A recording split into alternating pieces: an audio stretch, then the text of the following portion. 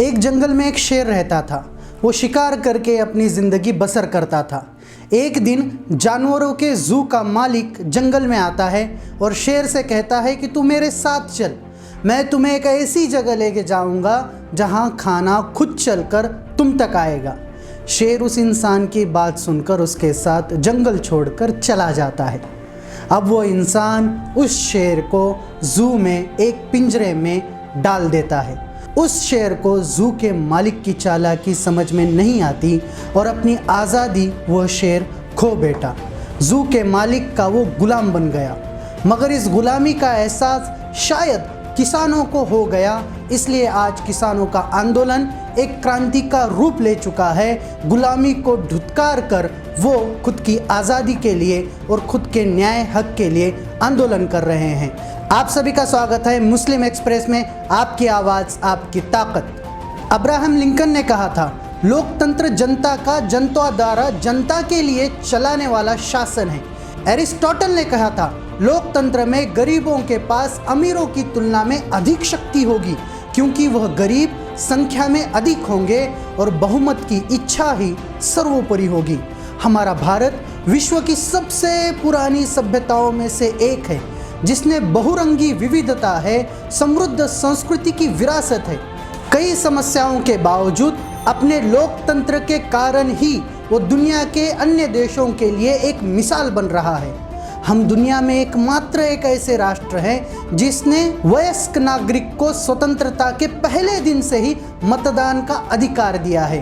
America, जो दुनिया का सबसे बड़ा लोकतंत्र माना जाता है, उसने तक 150 से अधिक वर्षों के बाद इस अधिकार को अपने नागरिकों को दिया था। 560 छोटे रियासतों का भारत, करीब 29 भाषाओं का भारत और 1650 से भी अधिक बोलियों का भारत विश्व में एक अहम लोकतांत्रिक देश माना जाता है। मगर आज दुनिया के सबसे बड़े लोकतांत्रिक देशों में से एक कहा जाने वाले भारत में लोकतंत्र कमज़ोर पड़ रहा है। यह मैं इसलिए कह रहा हूं क्योंकि स्वीडन स्थित एक संस्था VDM इंस्टीट्यूट ने अपनी रिपोर्ट में कुछ ऐसे ही संकेत बताए हैं। VDM इंस्टीट्यूट की 2020 की लोकतंत्र रिपोर्ट में उदार लोकतंत्र सूचांक में भारत को 179 देशों में 90वां स्थान मिला। इस रिपोर्ट में कहा गया कि मीडिया, सिविल सोसाइटी और मोदी सरकार में विपक्ष के विरोध की जगह कम होती जा रही है, जिसके कारण लोकतंत्र के रूप में भारत अपना स्थान खोने की कगार पे है। VDM संस्था के निदेशक स्थापक लिंडबर्ग ने बताया कि पिछले 5 से 8 सालों में स्थिति अधिक बिगड़ गई है। भारत अब लोकतंत्र ना कहलाए जाने वाले देशों में की श्रेणी में पहुंचने के बिल्कुल करीब है। हमारे इंडिकेटर्स बताते हैं कि पिछले कुछ सालों में सरकार के प्रति मीडिया का पक्ष लेने का सिलसिला काफ़ी बढ़ गया है। सरकार की ओर से पत्रकारों को प्रताड़ित करना, मीडिया को सेंसर करने की कोशिश करना, पत्रकारों की गिरफ्तारी करना, यह मामले पिछले चंद सालों में दिन ब दिन बढ़ते हुए हमें नज़र आ रहे हैं। उन्होंने बताया कि देश में राजनीतिक माहौल जहरीला हो रहा है। विरोधी दलों के नेताओं को कमज़ोर और खलनायक दिखाया जा रहा है। ऑब्जर्वर रिसर्च फाउंडेशन के निरंजन साहू इस मत से सहमति जताते हुए कहते हैं, न्यायपालिका और चुनाव आयोग जैसी भारत की स्वतंत्र संस्थाओं के सरकार और शक्तिशाली नेताओं के दबाव में न आने के लिए विश्व भर में भारत की प्रशंसा हुआ करती थी। अब ऐसा बिल्कुल नहीं है। इन संस्थानों को सरकारी सोच के अनुरूप लाने के लिए लगातार प्रयास किए जा रहे हैं। आज एक्टिविस्ट और विपक्षी नेताओं को महीनों तक बिना जमानत के हिरासत में रखा जाता है। न्यायपालिका अपना मुंह मोड़ लेती है और जवाबदेही सुनिश्चित करने के लिए महत्वपूर्ण तंत्र भी गायब हो जाते हैं। ऐसे में देश में लोकतांत्रिक स्थिति पे सवाल खड़े होते हैं। क्या हमारे देश का लोकतंत्र सचमुच कमज़ोर पड़ रहा है? तो आखिर लोकतंत्र में गिरावट आने की वजह क्या है? आखिर लोकतंत्र में आज तब्दीली आई क्यों है? इन बातों पर आइए गौर करते हैं। सबसे पहला मुद्दा यह है, क्या सत्ता में बैठी हुई सरकारों को लोकतंत्र से परहेज है? देखा जाए तो हर सरकार अपने हिसाब से माहौल बनाना चाहती है, हर सरकार अपने हिसाब से सत्य के साथ छेड़छाड़ भी करती है। मगर क्या भारतीय लोकतंत्र में आपने पहली बार यह महसूस नहीं किया कि आपको अपने नागरिक होने का तक सबूत देना पड़ रहा था। जब सरकार की किसी नीति के खिलाफ, कानून के खिलाफ, गतिविधि के खिलाफ कोई विरोध के लिए आवाज़ उठाता है तो उसे आजकल दहशतवादी, आतंकवादी, देशद्रोही के नाम से और लक़ब से नवाजा जाता है। चाहे वो जामिया मिल्लिया इस्लामिया दिल्ली इंस्टीट्यूट के स्टूडेंट हो, या जेएनयू विश्वविद्यालय के विद्यार्थी छात्र हो, या CAA NRC आंदोलन में शामिल होने वाली महिलाएं हों, या नौकरी के लिए हड़ताल पर बैठे हुए बेरोजगार युवक हो, या किसान कानून के विरोध में आंदोलन करने वाले किसान हो, इन सभी को देशद्रोही का टैग लगाया जाता है। देश में पहली बार ही देखने को मिला विपक्ष और विरोधियों को सीधा सीधा आतंकवादी और देशद्रोही कहा जाने लगा। क्या सरकार का विरोध करना देशद्रोह है? क्या सरकार की गलत नीतियों पर सवाल उठाना देश विरोधी गतिविधि है? आज यह सवाल लोकतंत्र के विषय में गंभीरता स्पष्ट कर रहे हैं। अब इसके बाद आते हैं दूसरे मुद्दे पे।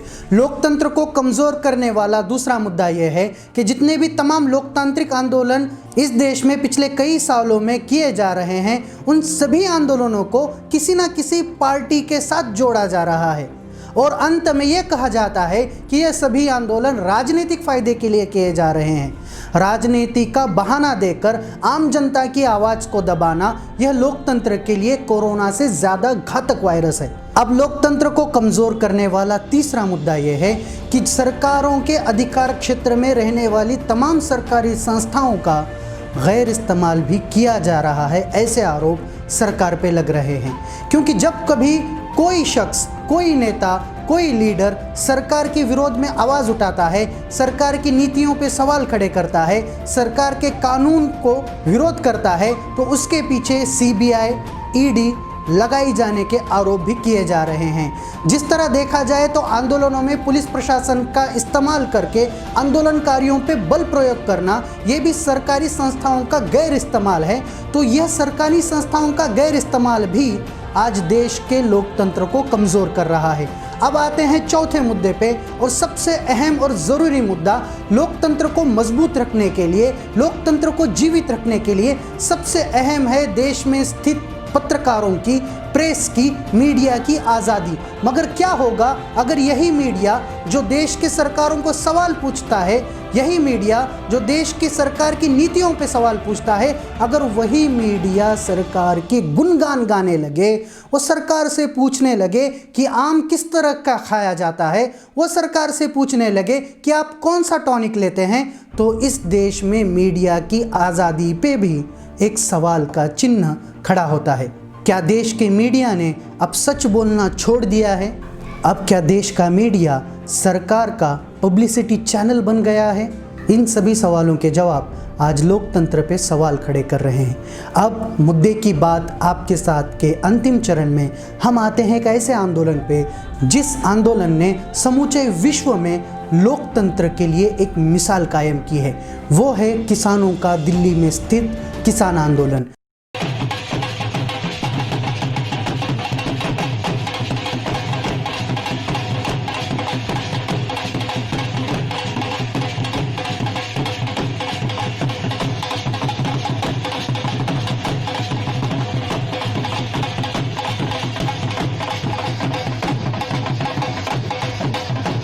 इस आंदोलन में शामिल होने वाले आंदोलनकारियों को भी सबसे पहले आतंकवादी कहा गया, उन्हें नक्सलवादी कहा गया, उन्हें खलिस्तानवादी कहा गया। इसके बाद उन पर सरकारी संस्थाओं द्वारा बल प्रयोग भी किया गया। बैरिकेड लगाकर जिस तरह देश के दुश्मन को रोका जाता है, ठीक उसी तरह देश के अन्नदाताओं पर बल प्रयोग करके उन्हें रोका गया। अब इस आंदोलन के तीसरे मुद्दे पे आते हैं, तो इस आंदोलन को भी राजनीतिक गलियारों की तरफ मोड़ने के प्रयास किए गए और इसे राजनीतिक स्टंट बनाकर यहाँ के आंदोलनकारियों की आवाज़ दबाने का प्रयास किया गया। और देश का मीडिया जब इन आंदोलनकारियों के सवाल खड़े करने पर सक्षम नहीं रहा, तब जाकर इन आंदोलनकारियों ने खुद ट्रॉली टाइम्स निकालकर देश के मीडिया को जवाब दिया कि हम खुद की मीडिया चलाएंगे। इन सभी चीज़ों को देखा जाए तो सचमुच अंत में एक सवाल देश के हर नागरिक के बीच पैदा हो रहा है, क्या देश में लोकतंत्र खतरे में है? क्या देश की सरकार को लोकतंत्र से परहेज है? अगर देश की सरकार को लोकतंत्र से परहेज नहीं है तो क्यों अभिव्यक्ति स्वतंत्रता का इस्तेमाल करने वाले आंदोलनकारी जेल में हैं? अगर देश की सरकार को लोकतंत्र से परहेज नहीं है तो क्यों आंदोलनकारियों को खालिस्तानवादी कहा जा रहा है? अगर देश की सरकार को लोकतंत्र से परहेज नहीं है तो क्यों उनके हर विरोधक के पीछे ईडी और सीबीआई लगाई जा रही है?